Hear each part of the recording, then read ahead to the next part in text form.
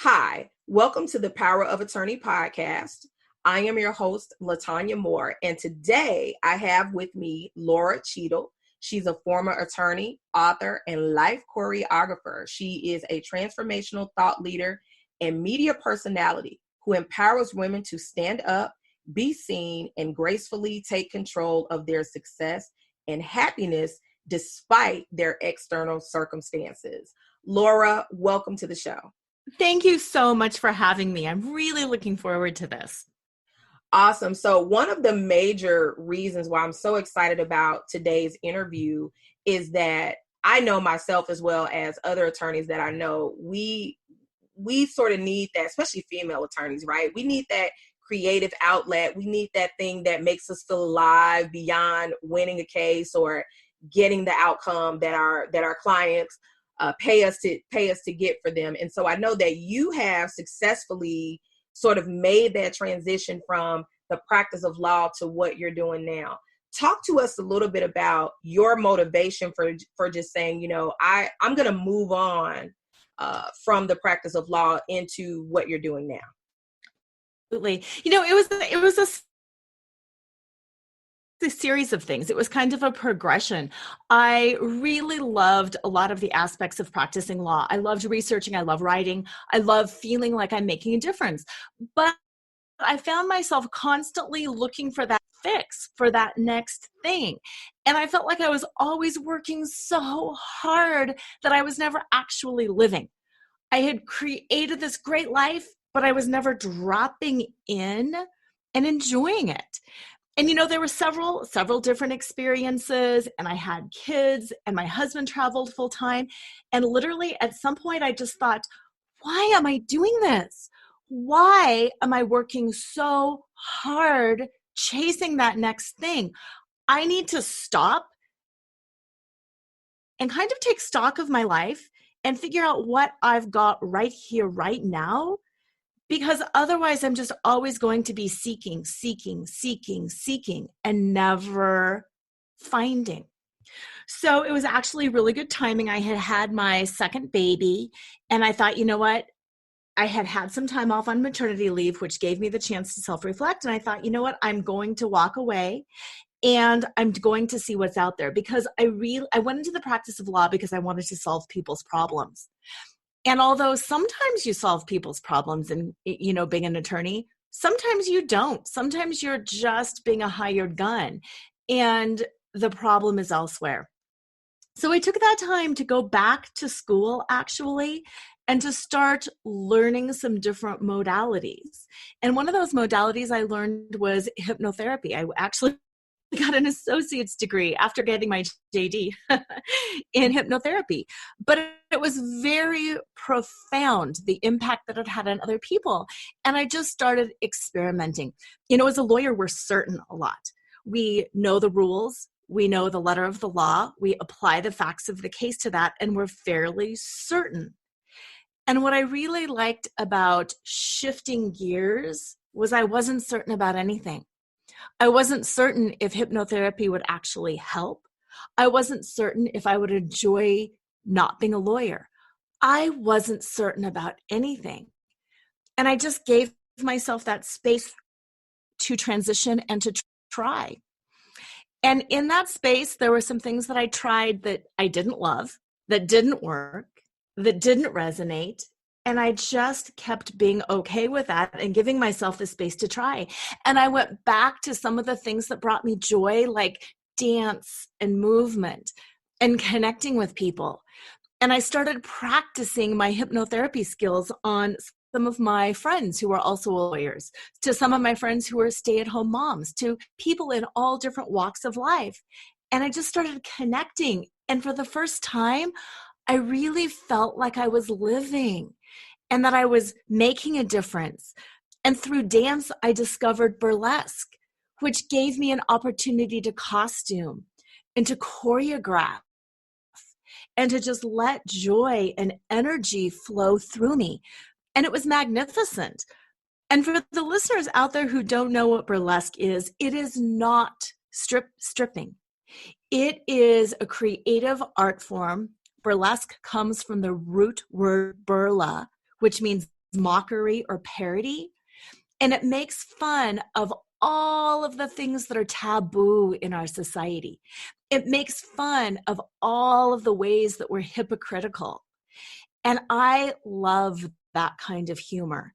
And it just allowed me to laugh at myself as this uptight attorney pretending to know the answer. It made me laugh at myself creating this life on the outside that was perfect and structured, but being unable to connect to it and to really experience that joy on the inside. And it allowed me to get creative and to put out there all of those things that I was feeling that I wasn't quite sure how to express. And it did make me certain again. It made me certain as to who I was inside. It made me certain of my goals and my values and of the way that I wanted to not only live my life, but to experience my life. Because I found that as successful people, but as successful women, I think even more often than men sometimes, we get so focused on what it is we want to achieve that we lose sight of how we want to feel and how we want to experience that success. And that was the shift that I made through dance, through flaunt, through creativity, is taking the focus off of what I wanted to do and really grounding into everything that I wanted to be and feel and experience. I absolutely love that, because one of the things that even when I work with my business clients now, that I always ask them, so what is it going to feel like when we talk about their ultimate vision, right? Where they're, because everybody knows like what they want, what they see, what they want their business to be like. And I always ask them, well, what is it going to feel like when you get there? And it stumps them a bit. And they're like, well, what do you mean? I'm like, well, if you can feel it, then you can connect, and it's more real, it's more tangible right now, even though you're not there. And that is a very important aspect, I believe, when we are looking at moving forward and what it is that we want to do. I want to kind of piggyback, but also pivot just a bit with talking about Flaunt, which is your book. So guys, she has a book. It is called Flaunt, Drop Your Cover and Reveal Your Smart, Sexy, and Spiritual Self. And I love that because as attorneys, especially as female attorneys, at least my experience and a lot of the folks that I know, it's sort of like you need to be uptight. You don't need to stand out. You don't need to be visible in a sense, but you need to be effective and assertive, which tends to be more muted than anything. So I love the name of the book. I love what it represents.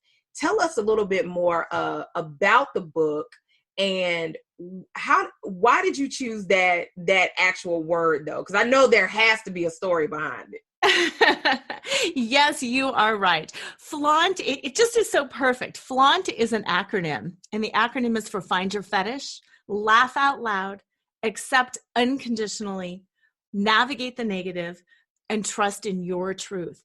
And those are the 5 steps that I really found myself moving through during my transition. And those are also the 5 steps that I coach other people around in helping them recenter and re-choreograph their life in a way that is authentic to them. And yes, that word is perfect because my first case as a student attorney was very memorable. It was memorable because I won the case, and I won the case against a really high-powered, well-known male attorney in Colorado. And after winning that case, instead of congratulating me, the judge called me into his chambers and he berated me.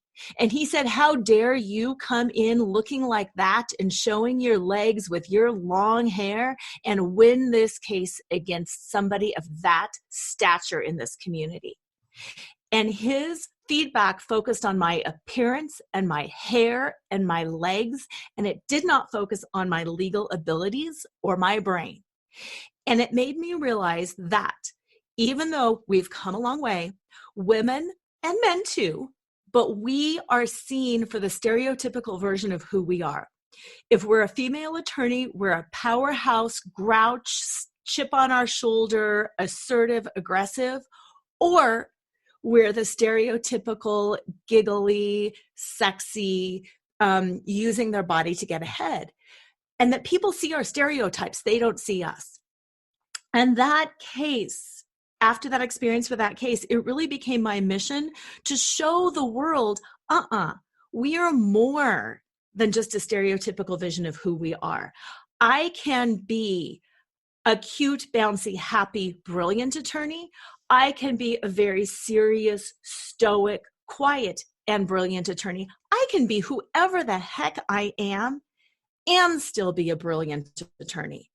And, it's not just in the law, it's in all walks of life too. We stereotype people, we judge people.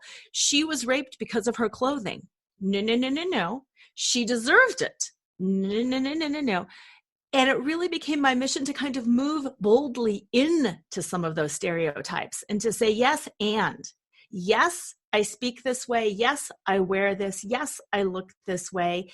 And I am not who you think I am. See me for who I am. I love the Martin Luther King, judge a person based on the content of their character. And that's what I'm seeking to do with women, to have them judge based on the sum total of who they are, not for who people they think they should be based on their size, their age, their hair color, their skirt length, anything like that. I love it, love it, love it. Before we move on, where can our audience find your book?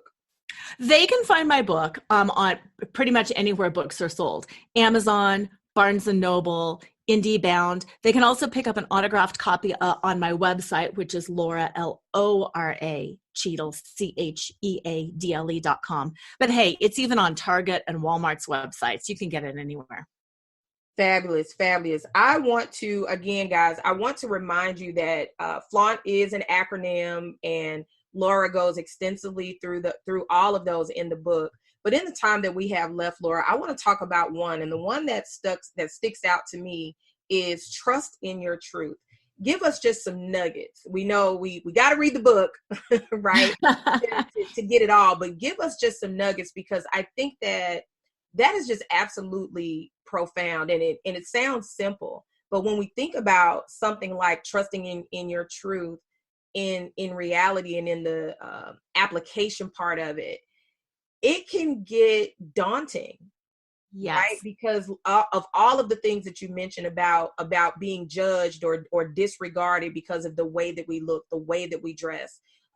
Just very quickly, I can remember my best friend is an attorney as well, and I distinctly remember I was the president of one of the student bar associations, and she was like our social chair, and we threw a fundraiser for a local politician. And of course, all of these different people were there, these dignitaries, their wives were there. And I distinctly remember two of the wives thinking that like we were just like the girlfriends of these guys who were, they just thought clearly we couldn't be the ones who was leading this organization and making a lot of strides. And I distinctly remember one of them saying to both of us, "Oh, ladies, you're far too pretty to be a lawyer." Huh. And my heart like completely sank, because I couldn't be flattered, right? Because it was just so absurd to say something like that. So, but before kind of going into trusting your truth, I just want you to know that this really has to serve as an inspiration for those of us, especially women attorneys that have felt and probably still continue to feel objectified, right? Because of not just being a woman, but certainly our outward appearance. But again, I want you to give us just some nuggets of wisdom, though, from the trust in your truth part of your book. Oh, absolutely. And you're so spot on with all of that. And in order to trust our truth, we have to find our truth. And it's really hard because that has been obscured by labels, roles, and scripts.